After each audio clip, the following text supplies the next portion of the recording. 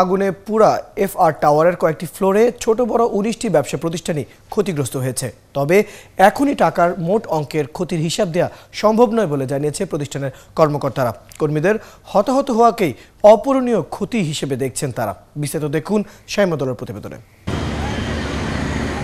বৃহস্পতিবার বনানীতে আগুনে পোড়া এফআর টাওয়ারটি এভাবেই নিয়ন্ত্রণে রেখেছে পুলিশ।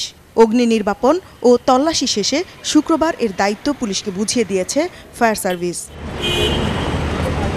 ২৩ তলা এই বাণিজ্যিক ভবনে ছিল ছোট বড় ১৯টি প্রতিষ্ঠান। ভবন জুড়েই ছিল বাণিজ্যিক প্রতিষ্ঠানের অফিস, রেস্তোরাঁ ও কনভেনশন সেন্টার। এসব প্রতিষ্ঠানের অনেকেই আগুনে পুড়ে মারা গেছেন। যারা বেঁচে আছেন তাদের অনেকেই ভয়ার্ত এখনো। যেভাবে ছিলাম যে উপর থেকে গ্লাস ভাঙতেছে, তো আমরা সবাই বের হয়ে গেলাম। তো সামহাও হচ্ছে যে আমরা যখন গ্লাস ভাঙে পড়তেছে তখন আমরা যাচ্ছিলাম। প্রতিদিন সেল ছিল ভালোই আল্লাহর রহমতে। এখন প্রতিদিন বন্ধ থাকলে তো স্টাফ করে সবকিছুই তো বন্ধ, কারণ আমাদের তো প্রতিদিন একটা ভালো লসের সম্মুখীন হইতেছে আর কি। ৬,০০০ বর্গফুটের প্রতি ফ্লোরে 4টি করে ইউনিট।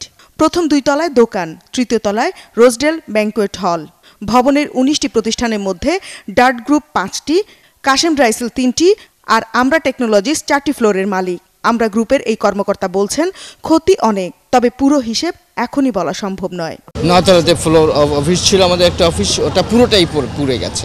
আর আমি ছিলাম 17 ফ্লোরে। 9 তলা আমাদের পুরো ফ্লোর জুড়ে আমাদের অফিস ছিল। ওখানে আমাদের যা ছিল, আমাদের টেকনিক্যাল ইকুইপমেন্ট, আমাদের নথিপত্র, আমাদের অ্যাকাউন্টসের যা ছিল সব কিছু অ্যাকচুয়ালি পুড়ে গেছে। বাট আমরা এখন অ্যাসেসমেন্ট করতে পারবো না, ওখানে আমাদের পুলিশ ঢুকতে দিচ্ছে না।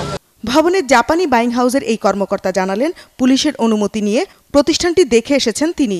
রাজধানীতে ধারাবাহিক অগ্নিকাণ্ডে তাদের বিদেশি ব্যবসায়ীরা উদ্বিগ্ন বলে জানান তিনি। এই শর্ট অ্যাসেসমেন্ট সম্ভব না যে আমাদের কি পরিমাণ ক্ষতি হয়েছে, বাট ব্যবসায়িক ক্ষতি যদি বলি অনেক ক্ষতি হয়েছে। গত 4-5 দিন আমরা বৃহস্পতিবার থেকে তো শুরু, এই কয়েকদিনে আমরা ফলো আপ বলেন যে ওইখান থেকে আমরা কিন্তু টোটাল ঢাকাতে 8টা ফ্যাক্টরিতে প্রোডাকশন করাই। আমরা বাইং অফিস, আমাদের 8টা ফ্যাক্টরিতে প্রোডাকশন হয়, গার্মেন্টস প্রোডাকশন। এদের সাথে ফলো আপে যে একটা সিকোয়েন্স, প্রত্যেকটা জায়গায় একটা গ্যাপ পড়েছে, এটা বিশাল ক্ষতি আমাদের। জাপানের সাথে এবং ফ্যাক্টরির সাথে একটা ভিডিও কনফারেন্সের মতো একটা মিটিংয়ে ছিলাম যে বাংলাদেশের সিকোয়েন্স যে এভাবে আগুন লাগছে কেন, তারা খুব কনসার্ন। এখন তারা তারা প্রতি মিনিটে আমাদের অনেকটা খবর রাখছে যে তোমরা কি অবস্থায় আছো, তারা কিন্তু ভয় পাচ্ছে।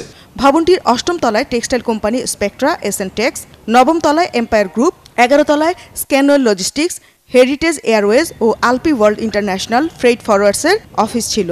12তে ছিল ইউরো গ্রুপের ট্রাভেল এজেন্সি। শামিমা দোলা, 71, ঢাকা।